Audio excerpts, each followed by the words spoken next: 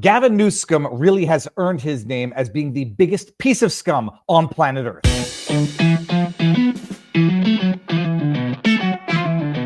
Viva Fry, former Montreal litigator turned current Florida rumbler, in my home office because it's too damn hot for a penguin to be just doing car vlogs in Florida in summer. If you like what I do, make sure that you subscribe, turn on notifications, share the channel so that it grows. But for those of you who may not have heard, Gavin Newsom is suing Fox News for $787 million. Now, for those of you who are mildly familiar with the news, or for those of you who have been around the channel for long enough, you will recall that $787 million is virtually the exact number Fox News paid it to Dominion voting machines to settle that lawsuit, wherein Fox News was being sued for $1.2 billion, and they settled for $787 million.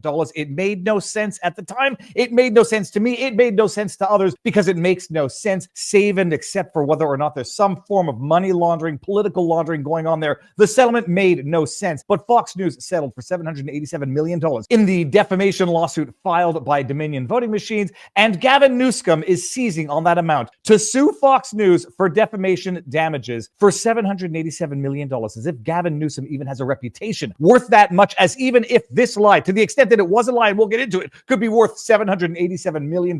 But you gotta hand it to Gavin Newsom. At least he is creative in his scumminess. And as we can see from the electronic filing in the Superior Court of the state of Delaware, hi, we're in Delaware. Anybody who gets that movie reference gets 5 points. Complaint comes now plaintiff Gavin C. Newsom in his personal capacity, complaining of defendant Fox News Network LLC, Fox or Fox News, and would show the court as follows. And now we tell a wonderful story that Newsom is crafting from that settlement paid to Dominion voting machines. On March 26, 2021, Dominion Voting Systems filed suit against Fox News for publishing a stream of false statements to support President Trump's ridiculously bogus claims about the 2020 election. Can you believe that Gavin Newsom, through his attorneys, actually put in the term ridiculously bogus claims, as if he's totally detached from reality, which I think that he is? Discovering that lawsuit laid bare what was already well known, that Fox operates as a propaganda machine for President Trump's radical right-wing agenda. Yet even to those most acquainted with Fox's practices, the internal documents disclosed in the Dominion lawsuit painted a shocking picture of a multi-billion-dollar, quote, news, end quote, organization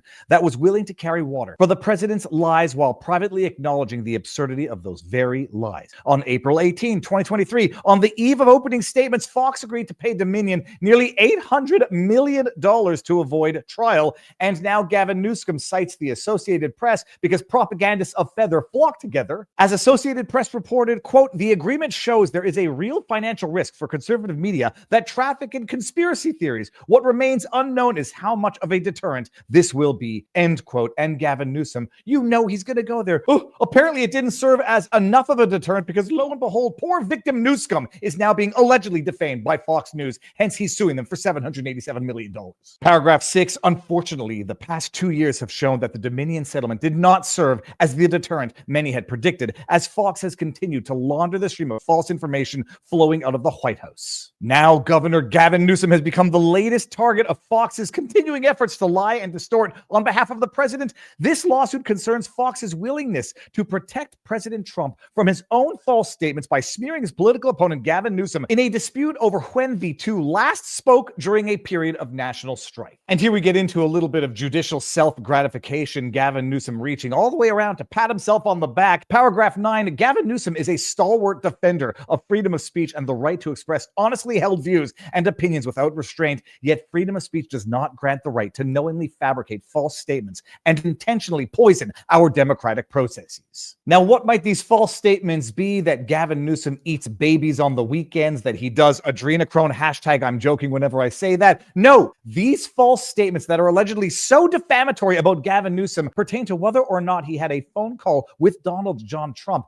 and when he had that phone call, because as you will see, Gavin Newsom might be the one who's actually the liar here, even by his own evidence. We'll get into it, but this is going to play on semantics. This is going to play on the common parlance of words, and it's going to play on whether or not Gavin Newsom himself is the liar. Skipping over all of the parties, you got plaintiff Gavin Newsom, defendant Fox News. Then you got some of the Fox News journalists, Jesse Waters, Kelly May Deal, Mario Gonsalves, etc., etc. Let's get to the factual allegations so that you understand what exactly is the alleged lie in this lawsuit. This matter is straightforward, and the defamatory statements made about Governor Newsom are clear. On June 6 at approximately 10:23 Pacific time, that is in the evening, California, or early morning on Saturday morning, we're going to get there in a second, June 7th, Governor Newsom and President Trump spoke for approximately 16 minutes. Remember that. And now let's take a brief pause from this vlog for a word from our sponsor, The Wellness Company. Are you noticing thinning hair, a bigger forehead, or more strands in your brush? You're not alone. Stress, aging, hormones, and nutrient deficiencies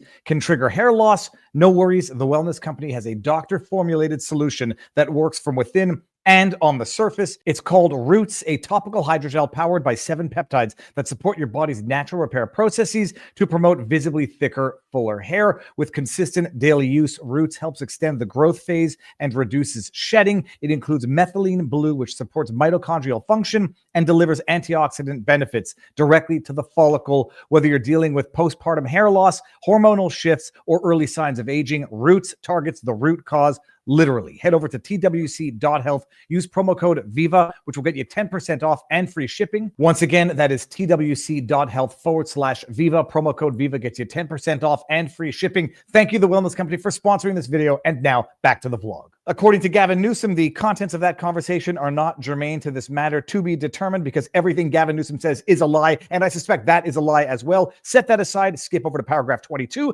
Governor Newsom spoke publicly about the June 6th, 7th phone call on MSNBC, stating, quote, "We talked for almost 20 minutes. I kept trying to talk about LA, but he wanted to talk about all these other issues. We had a very decent conversation. This was a late Friday night, about 1:30 plus his time. It was a very civil conversation." Paragraph 23, that was the last time the two spoke. And when do the allegedly defamatory statements come into play? Let's move along quickly, shall we? Paragraph 24, over the following days, the developing events of the Los Angeles protest began to garner global media attention. After days of protest on the evening of June 9, 2025, President Trump indicated that he intended to deploy the National Guard and other federal troops to Los Angeles, stating, quote, "We're going to have troops everywhere," end quote. These comments sparked a national debate over whether President Trump was attempting to use federal troops to intimidate communities and inflame the situation. Yeah, the only places any such conversations might have been happening were in the imaginations of MSNBC, CNN, and other propagandist outlets who were manufacturing a conversation that absolutely nobody was having. We all saw what was happening in LA, and it was abundantly clear it was out of control. Gavin Newsom and Karen Basshole are totally incapable of taking care of that state and that city, Los Angeles, and it was totally warranted, justified, and I dare say necessary to call in the National Guard. Yeah, but absolutely nobody serious with half a brain was suggesting or having the conversation that Donald Trump was the one exacerbating the situation. Paragraph 27, on June 10, 2025, President Trump conducted a press briefing in the Oval Office at the White House in which he discussed the events which had taken place in Los Angeles over the past several days, his plan to use federal troops, and his criticisms of Governor Newsom. Paragraph 28, during the briefing, a reporter asked President Trump, quote,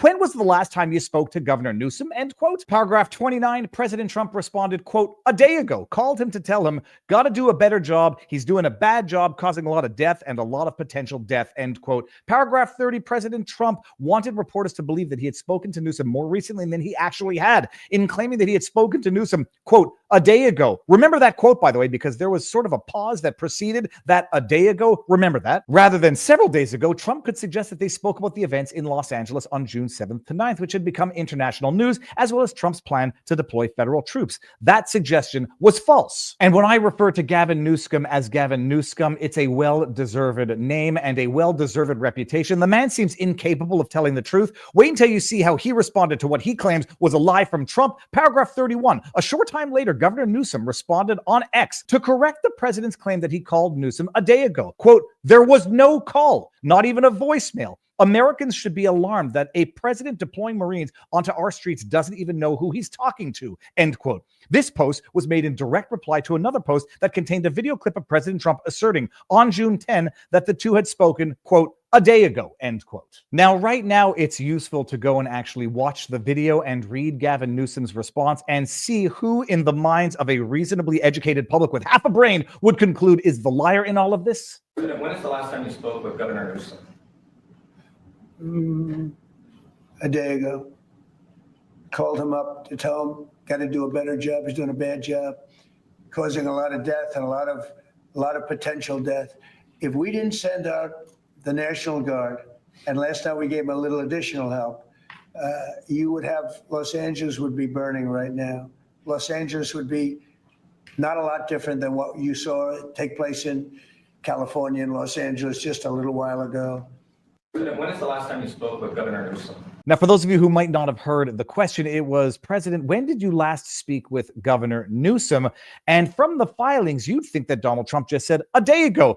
They didn't really put in that that pause, that hemming, that hawing, that moment of uncertainty when it was quite clear Trump wasn't exactly certain when he spoke to Gavin Newsom, but it was roughly a day ago, and we're going to get into the semantics of roughly a day ago.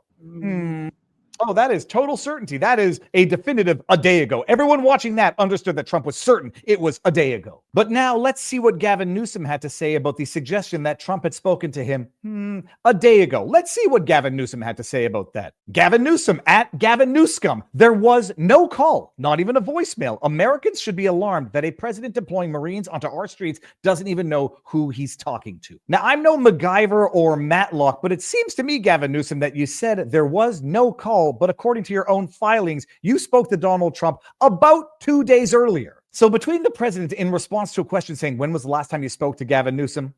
A day ago. And Gavin Newsom taking to Twitter to say there was no call, no voicemail. Who is the bigger liar of the two? It's you, Gavin Newsom. Then back to the lawsuit and the alleged defamatory statements, paragraph 32. Despite knowing that Governor Newsom was correct, President Trump then reached out to Fox News host John Roberts and provided him with a screenshot of President Trump's call log that showed the 16-minute call on June 6th, 7th, several days prior. Several days prior. Now, I'm no linguist, but I'm pretty damn good with words. Several days prior means more than 1 or 2, but if we go by the latest date on which they spoke, which was the 7th, and the date Trump said a day ago that they spoke on the 10th, it would seem to me that that is less than 3. And I'm not being glib or facetious or sassy for the sake of sass. We are literally talking about what was more accurate, a statement between Trump saying, we spoke a day ago, and Gavin Newsom saying there was no call, then in his lawsuit alleging that they actually spoke several days ago. The definition of several, according to Merriam-Webster, an indefinite number, more than 2 and fewer than many. And then going to the calendar to actually count the days to determine if it was several days, as alleged by Gavin Newsom, or 2 at the very most. Now, as you can see from this calendar for June 2025, if Donald John Trump spoke with Gavin Newsom on Saturday morning, the 7th, and then on Tuesday, the 10th, he said, we spoke a day ago. The question is it several days or is it at most 2 days? If you spoke with him on the 7th, that is 8th, 9th, and then he says 2 days later, yeah, we spoke a day ago. Now, if I really want to get technical and legal, one can say, well, you don't count the 7th because it happened on the 7th, so that's 1 clear day. So even if he had said on the 9th, we spoke a day ago, technically it would have been correct. If he said it on the 10th, technically it's more than a day ago because it's 2 days ago. But if you want to get really technical and really play the game here, you know of these things in law called legal juridical days, which are days that you count for the purposes of calculating delays in law, and you don't always count weekends on those. So even if you assume they spoke on the 7th, Sunday doesn't count as a day. Monday would have been the first clear juridical day, such that on the 10th, when Trump said we spoke a day ago, if he's going by legalese, he's technically correct. And it's not a question of defending Trump for the sake of defending Trump. I will defend who I think is right under any given circumstances. It is a question of determining who is a liar here and who is not a liar here, and who is clearly not a liar here is Donald John Trump, and who is clearly a liar here is Gavin Newsom. And you're going to hold it against the president who is dealing with crisis after crisis that he was off by a day as to when he spoke with Gavin Newsom, when Gavin Newsom takes to Twitter to say there was no call, no voicemail. I'm sorry, Gavin. It seems to me that by your own pleadings, you spoke with Donald John Trump on the 7th of June, 2 days before he made that statement. 2 days, not several days, a couple of days, because several days is more than 2, and by your own filings, it was not more than 2 days. So set aside the ambiguity of what Gavin Newsom Newsom alleges is a defamatory lie, and set aside the obscene, absurd amount that he is claiming, let's just get back to the pleadings and see how Gavin Newsom argues actual malice when it comes to Fox News making these horrendously defamatory lies. Paragraph 33, Mr. Roberts then posted the following on X. Quote, President Trump just contacted me from Air Force One to say this. Quote, first call was not picked up. Second call, Gavin picked up. We spoke for 16 minutes. I told him to essentially, quote, get his ass in gear, end quote, and stop the riots, which were out of control. More than anything else, this shows what a liar he is. Said I never called. Here's the evidence. And then we talk about the screenshots showing the 16-minute call on June 7th, early in the morning. Paragraph 34, importantly, Mr. Roberts did not provide the critical fact that on June 10, President Trump had stated that he had spoken to Governor Newsom, quote, a day ago. Let me clarify that for you, Newsom. A day ago. Anybody with half a brain knows that he's taking his best guess in a time of crisis. Nor did Mr. Roberts note that June 6th or June 7th, June 7th, 1:23 a.m. is not, quote, a day ago when one is speaking on June 10. Well, it is technically if you're speaking in legal terms of clear juridical days, Gavin, if we want to get technical here. Paragraph 40, on the evening of June 10, on his show Jesse Waters Primetime, Mr. Waters played an edited clip of President Trump's Oval Office statement. Paragraph 41, Mr. Waters removed President Trump's statement that he last spoke to Governor Newsom, quote, a day ago, end quote.